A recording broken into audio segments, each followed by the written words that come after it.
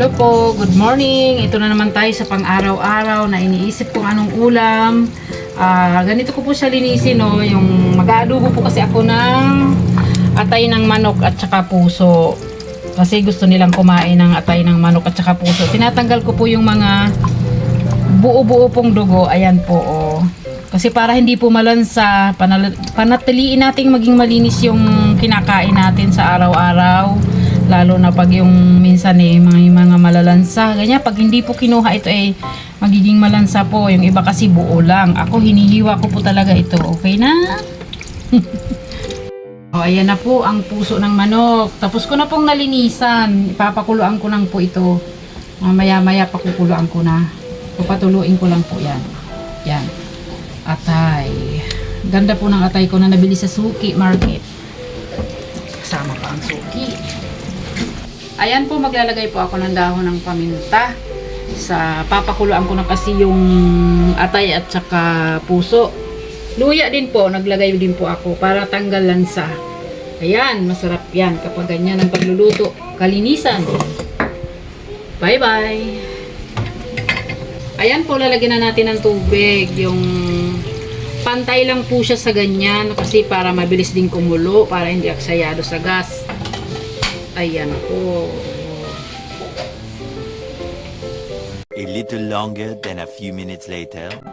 Okay, napakuluan ko na po yung atay at saka puso ng manok. Igigisa ko na po siya mamaya-maya ng konti. Ito po yung bawang, ito po yung luya, ito po yung sibuyas, ito yung sili na pampaganang kumain at ito yung kakaibang sili. Oh. Ayan po, nagpainit na ako ng kawali. Maglalagay na po ako ng mantika, mga madam. Ayan, ay charot. Huwag masyadong maraming mantika. Hello po, ayan na po, naglagay na po ako ng mantika. Ayan, ilalagay ko muna yung luya. Pagkatapos haluin lang po natin ng konti. 3 luya lang po kasi nung pinakuluan ko na ay naglagay na po ako kaya pang aroma. Ayan po. Bawang po. Ayan. Oh. Mami, picture! Sabay-sabay na po natin ito ilalagay, mga madam. Picture! Ayan. Mami, picture! Toto, picture! Ayan po. Oh, isusunod ko na po yung mga puso ng manok. Tsaka atay. Ayan. Para po siya mantika na mamaya yan. Sa sariling mantika niya lang po.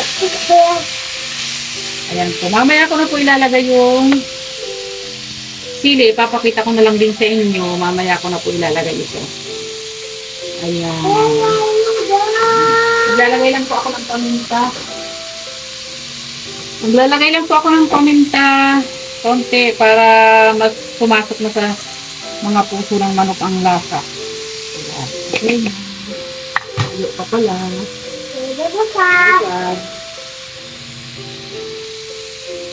Ayan po. So, ayan po.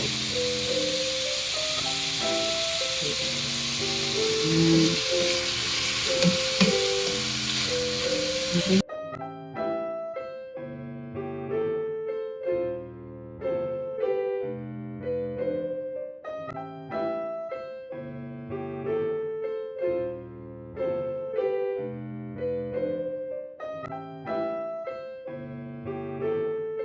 Ayan po, tikman na po natin mga madam ang ating lutong adobong atay at saka manok.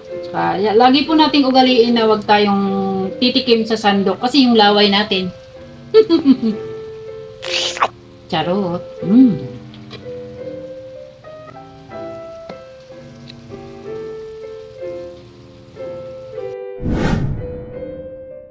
Hello po, ito po na luto na. Wow. Kain na po tayo mga madam. Kain na po tayo. Luto na po.